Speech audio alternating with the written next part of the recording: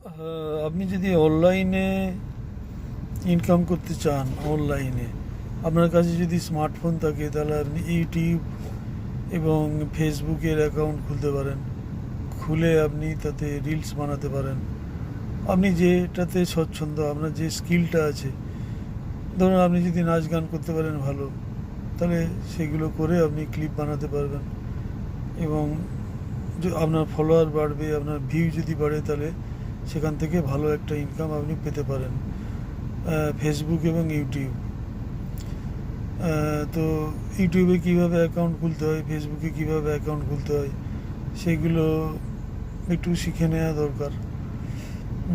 তো আপনারা তো অনেকেই দেখেছি যে ফেসবুক বা ইউটিউব করেন শুধু লোকের রিল দেখার জন্য, কিন্তু তার পরিবর্তে যদি আপনি করেন তাহলে সেটা ভালো লাগবে, আপনার সময়ও কাটবে,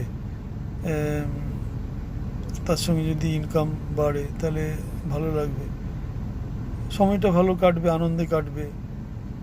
হ্যাঁ, তাহলে তো সেটাও তো কম নয়।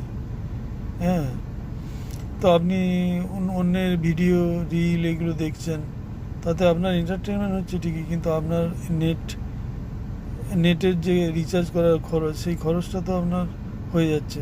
কিন্তু আপনি যদি নিজে ফেসবুক বা ইউটিউবে অ্যাকাউন্ট করেন তাহলে আপনার ইনকাম হবে, হওয়ার সম্ভাবনা আছে। আপনার ফেসবুকে 5,000 ফলোয়ার যখন ছাড়িয়ে যাবে মানিটাইজ হয়ে যাবে।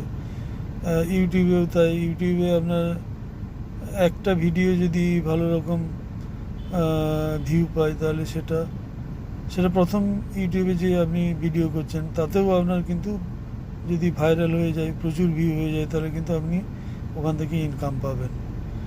হ্যাঁ, ভালো রকম ইনকাম পাবেন। সুতরাং ইউটিউবে অ্যাকাউন্ট কীভাবে খুলতে হয় সেটা আপনারা জেনে নেবেন, বা আমিও বলতে পারি।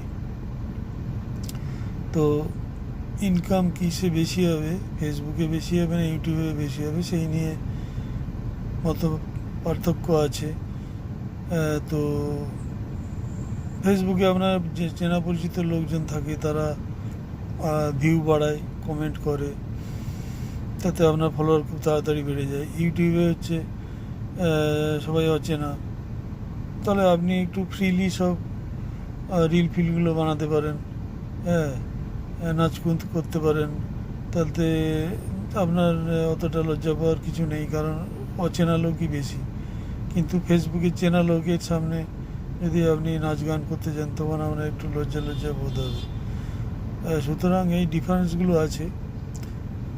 ওকে, থ্যাংক ইউ।